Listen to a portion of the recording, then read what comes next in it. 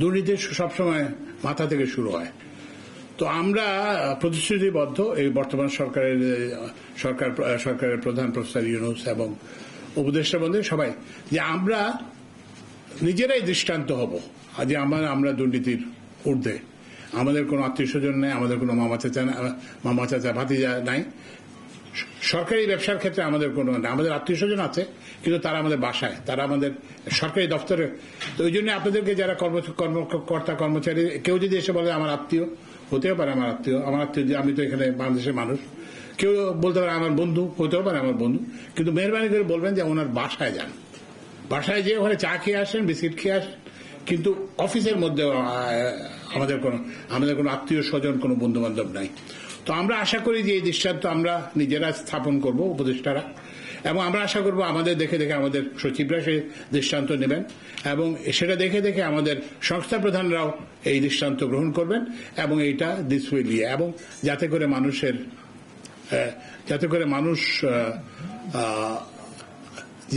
যে প্রত্যাশা নিয়ে এই সরকারকে আনছে, সেই প্রত্যাশাটা যাতে পূরণ হয়। অর্ধেক পাউডারে দ্বিগুণ উজ্জ্বলতা, নতুন রিন অ্যাডভান্সড অর্ধেক পাউডারে দ্বিগুণ উজ্জ্বলতা। যদি না হয় তাহলে কি, তাহলে কিন্তু আমাদের জন্য, সবার জন্য কিন্তু খুব ভয়াবহ পরিণতি অপেক্ষা করছে।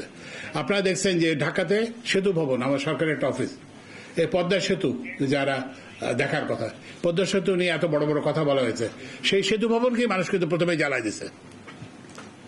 ঢাকা মেট্রো যেটাকে নিয়ে প্রচুর প্রচারণা হয়েছে, সেই ঢাকা মেট্রোকে মিরপুর 10 এবং কাজীপাড়া স্টেশন দুটো একদম র্যান্স্যাক করে, একদম ভেঙে চুরমার করে দিয়েছে।